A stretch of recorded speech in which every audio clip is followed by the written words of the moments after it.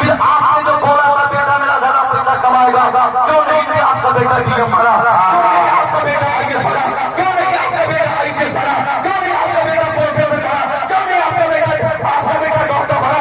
दूसरों को गाली देना बड़ा आसान है, अपने दामन में काट करके देखना ये बड़ा मुश्किल है। तो आपको बता दिया कि आप 20% है, आप कमजोर है, आप 17% है, कमजोर है, आप 30% कहीं पे है, कमजोर है। इस्लाम का इतिहास स्टार्टिंग पॉइंट से आज तक कोई लाख को बता दे इस्लाम मजहब ने कभी अपने स्ट्रेंथ, अपनी ताकत की दुनिया में कभी कहीं पे तरक्की की हो। नहीं नहीं नहीं नहीं, हमारी तरक्की दुनिया में कभी भी ताकत की दुनिया में नहीं हुई थी। हमारी ताकत हमेशा दूसरों के मुकाबले में कम रही। अगर आज आप 20% है तो 20 का मतलब कम नहीं होता। 20 का मतलब यह है जहाँ 100 लोग होंगे उनमें से 80 कुछ और होंगे तो 20 आप होंगे।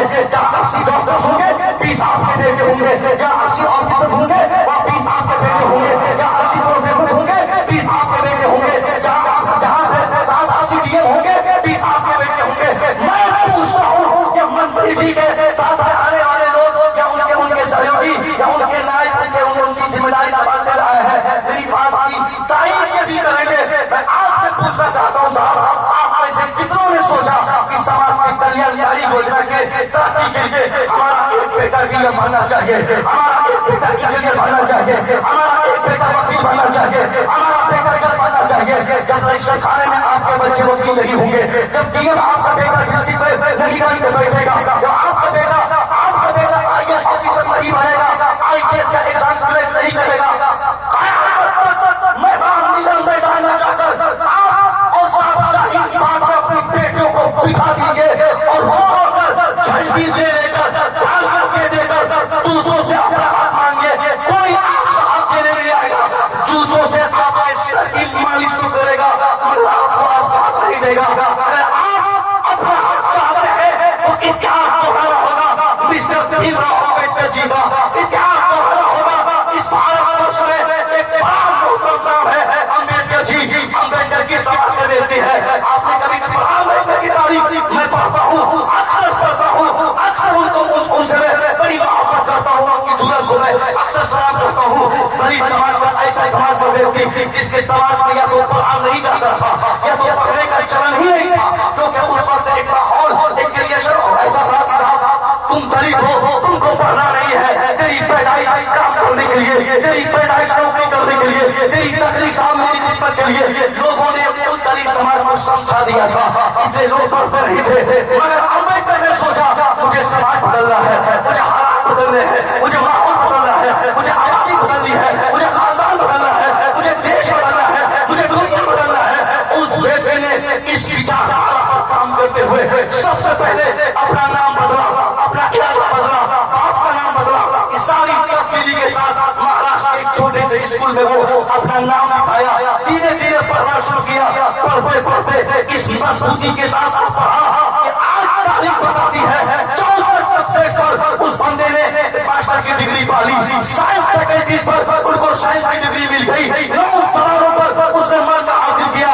अब आप बताइए, आज पूरी दुनिया में अम्बेडकर के नाम के साथ सलामी जो दी जाती है, इसकी वजह सिर्फ एजुकेशन है। बाकी कुछ नारे तकबीर, नारे रिसालत, मसलके आला हजरत, उलमाए अहले सुन्नत।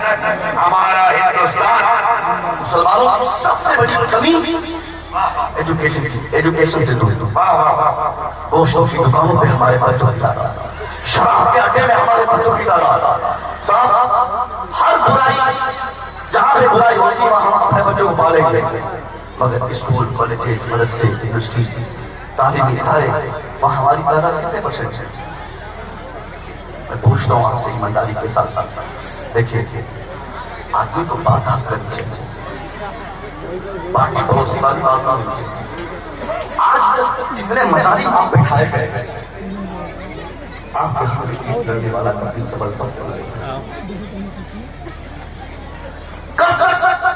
दूसरों को फायर करके अपनी हकानियत की आवाज उठाने के लिए उसको एडुकेट मुकर्रर करोगे। अगर आप चाहते हो कि ईमानदारी के साथ मस्जिद की अजमत, कुरान की अजमत, इस्लाम की अजमत, हमारे समाज की अजमत, हमारे समाज में स्टेटस, वकार, इज्जत, हैसियत, इन प्रेस्टीज सारी चीजों को ढंग से कोड की तेजीज पर कोई रद्द है और ये काम ईमानदारी से नहीं कर सकता, अगर कोई करेगा तो सीधे मुसलमान होगा। वाह वाह, मत बनाइए, वकील बना ये छोड़िए सोच रहा। ये बात नहीं करे हमको, मोदी जी का जमाना है, हमारा बेटा को कामयाब होने देगा। मैं कहा तो मोदी को कोई काम नहीं है कि तुम्हारे बेटे का फोटो देख के नाम काट देगा वो। हिंदुस्तान आजाद हुआ 2014 में, मैं राइट 14 के बाद 15, 15 के बाद 16, 16 के बाद 17, 2017 में हमारी जमात का एक आलिम आपको गया करने वाला बगल में गया, शाही प्रधान 17 में जब आप बोलते हैं कि कामयाब लोग होने नहीं देते, कैसे पढ़ाएंगे बेटा, ऑफिसर बन ही नहीं पाएगा। मैं मिसाल देता हूँ, 17 में जब एग्जाम दिया, 18 में जब उस एग्जाम का रिजल्ट आया, तो रिजल्ट जब फेरिस्त बनती है, उस फेरिस्त में जहाँ सीधा गीता का नाम शामिल था, उसी फेरिस्त में नुमाया तौर पर 5 वक्त नमाज पढ़ने वाला, बरका की टोपी लगाने वाला, एक मुश्ताही रखने वाला, ताजुद की नमाज अदा करने वाला, आलिम वाला, शाही कज़ा की शाही का नाम शामिल था। सुभान अल्लाह, वाह वाह वाह वाह। दलील जो पढ़ेगा वो आगे बढ़ेगा, जो पढ़ेगा वो आगे जाएगा। शाहिलों से कोई तमन्ना, उससे कोई उम्मीद आप नहीं कर सकते। सबसे बड़ी कमी हमारी ये, दूसरी सबसे बड़ी कमी, अभी मैं इस पर बात बोलूंगा, दूसरी सबसे बड़ी कमी, हमने आज तक अपने इस्लाम को समझा नहीं। जो लोग समझे को कामयाब है, बाकी हम में से बेशतर लोगों ने अपने इस्लाम को 50,000 हिस्सों में हमने बांट दिया। कभी हमने ईद के नाम पर, कभी खानका के नाम पर, कभी आबादी के नाम पर, कभी समाज के नाम पर, कभी इलाके के नाम पर, कभी पार्टी के नाम पर, कभी प्रोविंशियली। हमने इस्लाम को हमेशा डिस्ट्रीब्यूट किया, हमेशा हमने इस्लाम को बांटा। मुस्तफा करीम ने एक इस्लाम का प्रचार करा था, इस रसूल ने एक इस्लाम को सिखाया, रसूल अपने सहाबा को सिखाया, मगर उस इस्लाम को आज हमने मदरसों के नाम पे, मस्जिदों के नाम पे, ज़बान के नाम पे, शख्सियत के नाम पे हमने इतने हिस्सों में बांट दिया है कि शख्सियतें आगे निकल गई, हमारा इस्लाम ही पीछे रह गया। आज का तकाज़ा ये नहीं है कि हम किसी को बोले कि साहब हमारे नबी मुसलमान बने। अगर किसी ने नबी से गुस्ताखी की, नबी की शान है, अल्लाह की कसम खाया है, अब तक हमारी मुसालहत, हमारा कोई भी कन्वर्सेशन उनसे इस हैसियत से मुमकिन ही नहीं है, जिस हैसियत से हमें जहाँ तक शरीयत हमें इजाजत देगी उसी हैसियत हम करेंगे उनके दोस्तों। मगर अगर उनके साथ वो मुसलमान, लब से मुसलमान के साथ जुड़ा हुआ है, इस्लाम को अगर वो दुनियावी एतबार से आलमी सतह पर वो मानने वाला है, तो उनमें और आप में यूनिटी होना चाहिए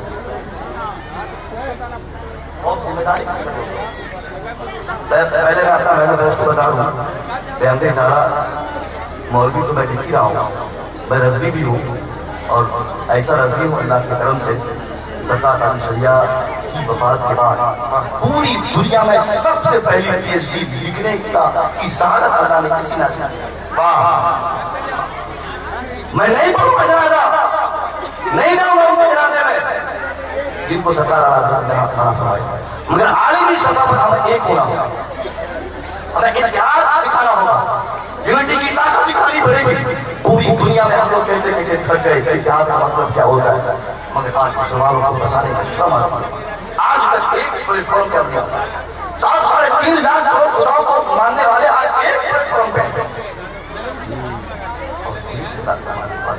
50,000 प्लेटफॉर्म पे आपका नाकाम, आपकी कमजोरी यही है।